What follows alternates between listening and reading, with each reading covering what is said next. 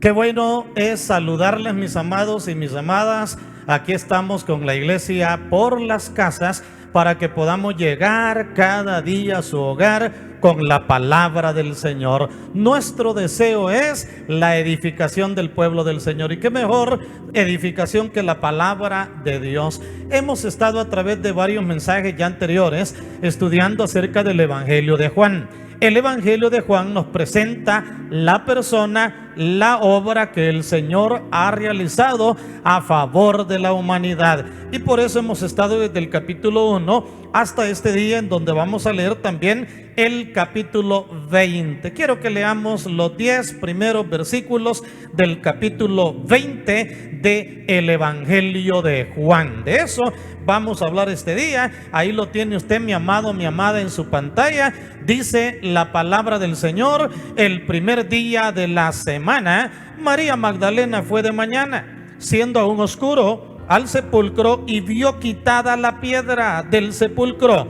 Entonces corrió y fue a Simón Pedro y al otro discípulo, aquel al que amaba Jesús, y le dijo: se han llevado del sepulcro al Señor y no sabemos dónde le han puesto. Y salieron Pedro y el otro discípulo y fueron al sepulcro. Corrían los dos juntos, pero el otro discípulo corrió más aprisa que Pedro y llegó primero al sepulcro, y bajándose a mirar, vio los lienzos puestos ahí, pero no entró. Seguimos con el versículo 6. Dice de la manera siguiente: luego llegó Simón Pedro tras él y entró en el sepulcro y vio los lienzos puestos ahí y el sudario que había estado sobre la cabeza de Jesús, no puesto con los lienzos, sino enrollado en un lugar aparte. Entonces entró también el otro discípulo que había venido primero al sepulcro y vio y creyó,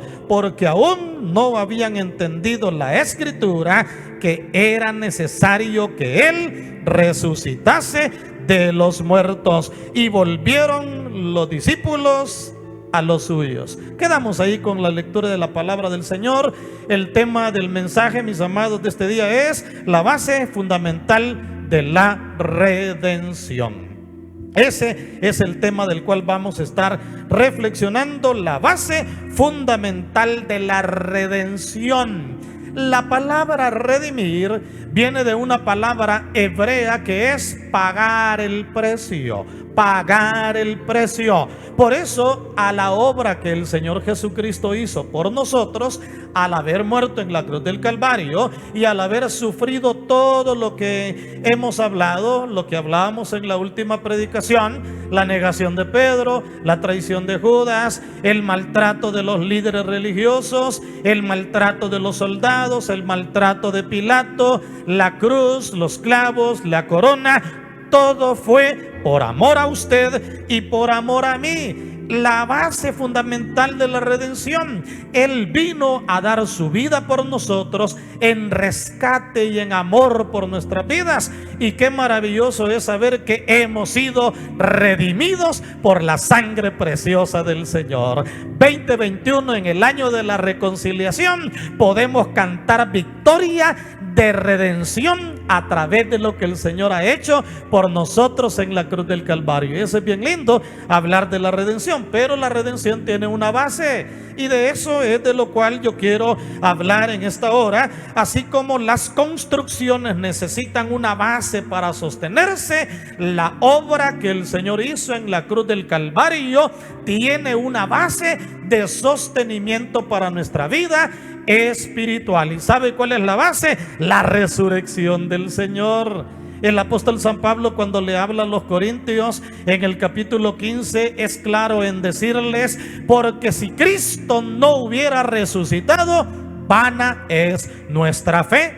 Luego vuelve a decir: si Cristo no hubiera resucitado, vana es la predicación. Y una tercera verdad que Pablo en 1 Corintios capítulo 15 resalta es: si Cristo no hubiera resucitado, aún estamos en nuestros delitos y pecados. Así que 1 Corintios capítulo 15, que habla todo el capítulo sobre la base escritural, la base testimonial, sobre la base experimental de aquellos que proclamaron la resurrección del Señor, 1 Corintios 15 resalta que la base de nuestra redención es la resurrección del Señor. Ese es el primer punto importante que quiero dejarle en esta tarde. La resurrección, base de nuestra redención. Es una realidad innegable que el Señor murió en la cruz del Calvario, y eso no se puede negar. Cuando vamos al Evangelio de Juan 19:30, dice: porque estas cosas sucedieron para que se cumpliese la Escritura. Y en el 19:30 dice la palabra: cuando Jesús hubo tomado el vinagre, dijo: consumado es. Y habiendo inclinado la cabeza, entregó el Espíritu. Esto de que entregó el Espíritu es: murió. El Señor murió en la cruz del Calvario. ¿Y por qué hablamos de que Él murió en la cruz del Calvario? Porque algunos atacan la muerte del Señor. En aquel entonces algunos atacaron el hecho de que no, Él no resucitó. A Él le dio un síncope cardíaco, así se le llama a esa hipótesis que se levantó, teoría que se levantó en aquel momento, de que le dio un síncope cardíaco, que no había muerto, que luego volvió a la vida. O luego surgió también aquella mentira de que los discípulos habían robado el cuerpo del Señor. Todo aquello se expandió, pero la palabra del Señor nos dice que Él murió. La Biblia confirma que fue sepultado. En el capítulo 19 del versículo 40 al 42 habla de la sepultura del Señor. Dice que tomaron el cuerpo de Jesús, lo envolvieron en lienzos con especias aromáticas, según la costumbre de sepultar entre los judíos, y en el lugar donde había sido crucificado había un huerto, y en el huerto un sepulcro nuevo, en el cual aún no había sido puesto ninguno. Ahí pues, por causa de la preparación de la Pascua de los judíos, y porque aquel sepulcro estaba cerca, pusieron a Jesús. Se habla de la muerte del Señor, se habla de la sepultura del Señor. Significa que la muerte y sepultura del Señor causó un golpe muy fuerte en sus seguidores. Imagínense cómo se habrán sentido ellos al ver que su líder muere, al ver que su líder es sepultado. Pero qué lástima es que ignoraban las escrituras de la palabra. Y por eso es importante tener claridad sobre la palabra del Señor. ¿Por qué razón es necesario? Porque de no conocer la palabra, de no entender la palabra, puede venir tristeza a nuestro corazón, que es lo que dice el 29, porque aún no habían entendido la escritura, aún no habían entendido la palabra, que era necesario que Él resucitase de entre los muertos. La palabra profética antiguo testamentaria ya había hablado acerca de la resurrección del Señor, pero los discípulos no le pusieron atención. Y por eso yo le quiero motivar y animar a escudriñar las escrituras cada día, como lo dice el Evangelio de Juan: escudriñad las escrituras, porque a vosotros os parece que en ellas tenéis la vida eterna. También dice: erráis ignorando las escrituras. Óigalo: erráis ignorando las escrituras. Es importante que podamos nosotros conocer las escrituras. Si todo hubiera terminado en el sepulcro, nuestra redención no tuviera razón. ¿Qué razón tuviera estar yendo a ver al Señor allá a la tumba que dice: aquí yace Jesús de Nazaret? No, la gran noticia es que cuando las personas van a Jerusalén, ahí dice: la tumba está vacía. La tumba está vacía. La promesa y esperanza de todos los escritos del Antiguo Testamento apuntaban a que el Señor se levantaría del polvo de la tierra. Eso lo habla el Antiguo Testamento. No tenemos el tiempo para verlo en detalle este día, pero usted puede ir a la palabra de Dios, y en la palabra del Señor se nos habla acerca de la resurrección del Señor, la base fundamental de la obra salvadora. Por eso hoy usted y yo podemos disfrutar de la paz y de la bendición del Señor. La Biblia, la historia y la experiencia personal atestiguan que Cristo no está muerto. Él está vivo. Lo siento en mis manos, lo siento en mis pies, lo siento En todo mi ser, la Escritura lo atestigua. Así que usted y yo hoy podemos tener esa base fundamental de la resurrección. Ahora bien, vale la pena como segundo punto importante hablar de qué significado tiene la resurrección para nuestra redención. Véalo, qué significado tiene la resurrección para nuestra resurrección. Y vamos a afirmar verdades que las estudiamos, ¿verdad? Al inicio, en la introducción yo se las compartía, y que en 1 Corintios capítulo 15 el apóstol San Pablo menciona el significado que tiene la resurrección del Señor para con nuestras vidas. Y si usted está en su casita y tuviera una Biblia a la mano, usted puede tener 1 Corintios capítulo 15. ¿Qué significado tiene la resurrección para nuestras vidas? En primer lugar, que no hemos creído en vano. Fíjese, oiga, no hemos creído en vano. Si alguien a usted le dice, no hombre, igual, ¿y dónde está Jesús? Y enséñame a Jesús. No hombre, dígale, el Señor no te lo puedo enseñar, no te lo puedo traer, pero Él está vivo, no está muerto. Lo atestigua la palabra del Señor en 1 Corintios capítulo 15 versículo 2, por lo cual asimismo dice, si retenéis la palabra que os he predicado, sois salvos. Si no, dice, creísteis en vano. Sin la resurrección del Señor es creer en vano. Pero aquellos que le hemos entregado nuestro corazón estamos seguros de que el Señor vive para siempre, de que el Señor no está muerto, Él está vivo. Por cuántos años yo he conocido al Señor y estoy seguro que Él está vivo, que no está muerto y que un día va a venir. Y esa es una de las verdades que va de la mano de la primera venida del Señor, de la muerte del Señor, de la resurrección del Señor y de la ascensión del Señor. Eso ha sostenido a muchos a través de la historia. Mire, Esteban, cuando a Esteban lo estaban apedreando, cuando las piedras caían ahí encima de su cuerpo, Esteban tenía, dice, el rostro como el de un ángel, y todos se enojaban a su alrededor porque Esteban tenía su cuerpo o su cara como el de un ángel. ¿Cómo no lo iba a tener si dice que veía al Hijo del Hombre sentado a la diestra del Padre?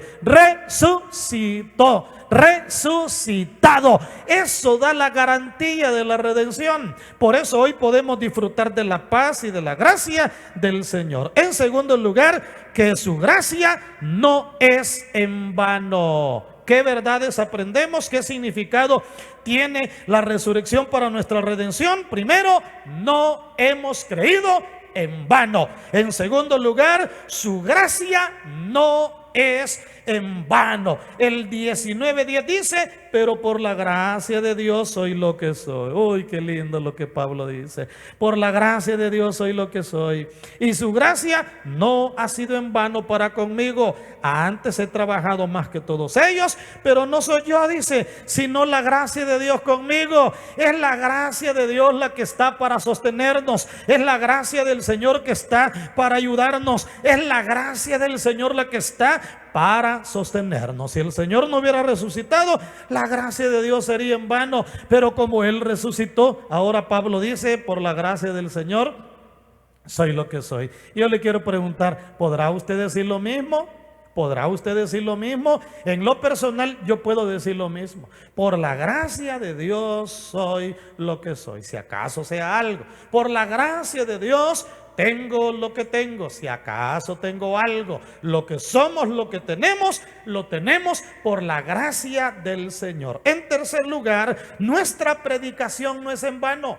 ¿Por qué cree que le llegamos con la palabra del Señor a sus casas? ¿Por qué cree que le llegamos noche a noche con la palabra del Señor? Porque Cristo no está muerto, Él está vivo. Él está en su trono sentado, como también vive en nuestros corazones, porque es omnipresente. Y ahora podemos disfrutar de la paz, y ahora podemos disfrutar de la bendición del Señor, y ahora podemos tener la gracia y la misericordia del Señor en nuestras vidas, porque la predicación no es en vano. El 15:14 dice, y si Cristo no resucitó, vana es entonces nuestra predicación. Yo no fuera predicador de la palabra si Cristo estuviera muerto.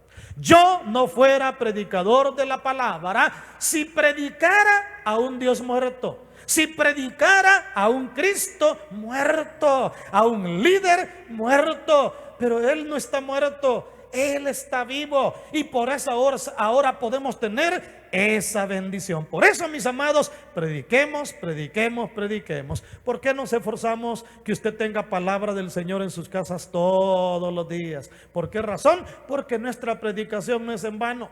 Aparte de eso, dice que la palabra no volverá vacía. La semilla de la palabra está siendo sembrada. La semilla de la palabra no volverá vacía. En cuarto lugar, nuestra fe no es en vano. El que el Señor haya resucitado, nuestra fe no es en vano. El mismo versículo 14 del capítulo 15 de 1 Corintios 15 dice: y oiga, si Cristo no resucitó, vana es también nuestra fe. Pues sí, ¿en qué creeríamos? Dice que la fe es pues la fe, la certeza de lo que se cree, la certeza de lo que se espera, la convicción de lo que no se ve. Por la fe los antiguos agradaron al Señor. ¿Qué fue lo que le pasó a Tomás? Tomás dijo: no, hasta que yo no vea no voy a creer. Si yo no veo los hoyos en las manos en sus manos, no voy a creer. Si no veo el hoyo en su costado, no voy a creer. Así que tuvo el Señor que pararse frente a él y decirle: vaya, mete Tomás tu mano, tus dedos en los hoyos de mis manos.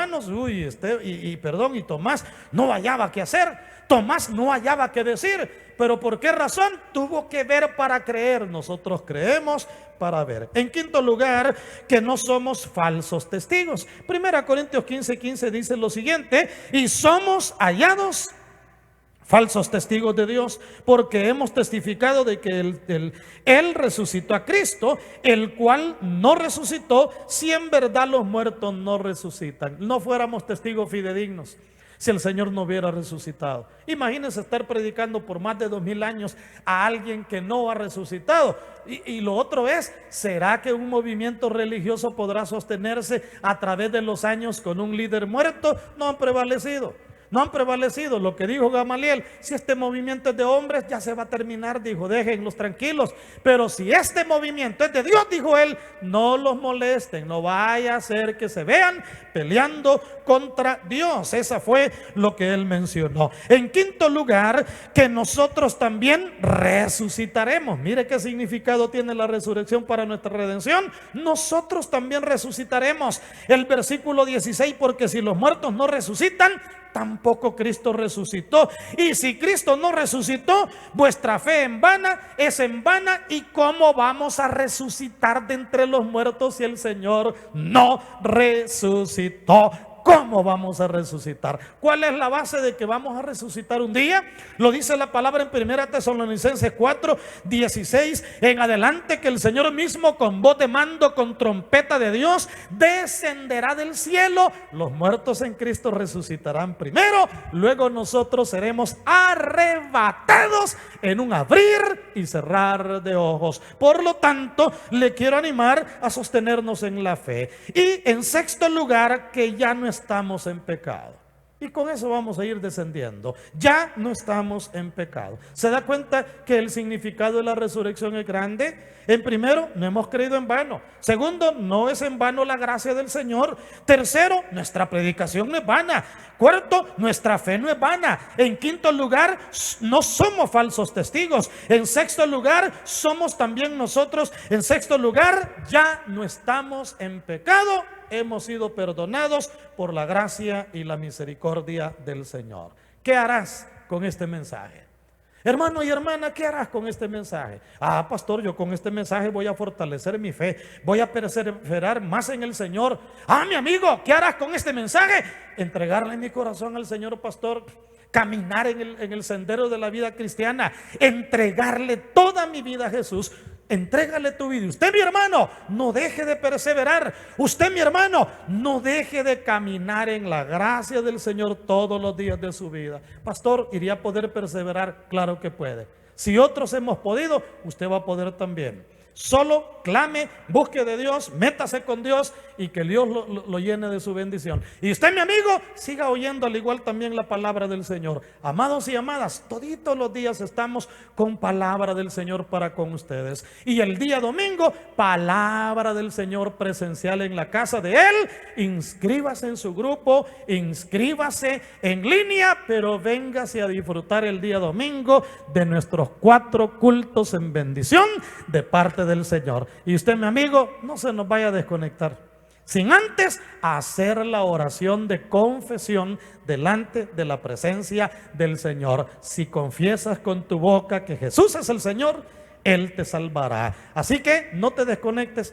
haz esta oración y que Dios te bendiga. Y amados a todos, que Dios los bendiga. Nos vemos cada noche en el Señor. Para ti que has escuchado la palabra del Señor en esta hora y que el Espíritu Santo ha impactado tu corazón de tal manera que quieres entregarle tu corazón al Señor, puedes hacerlo. La palabra dice que si confiesas con tu boca que Jesús es el Señor y creyeres en tu corazón que Dios lo levantó de los muertos, serás salvo. Por lo cual, quiero dirigirte en una oración en esta hora para que le entregues tu corazón al Rey de Reyes y al Señor de los Señores. Puedes orar conmigo de esta manera. Padre Celestial, gracias por haber enviado a tu Hijo Jesucristo a esta tierra y a morir en la cruz del Calvario por mí. Reconozco que soy pecador, que te he fallado y que te necesito, y que solo no puedo vencer el pecado, sino que necesito tu presencia. Te entrego mi corazón, acéptame, perdóname, transfórmame y cámbiame, porque desde este día caminaré como tu Hijo. Gracias por perdonarme, por redimirme y por darme la luz de tu palabra. Todo lo pido en el nombre de Jesucristo. Amén. Gloria a Dios.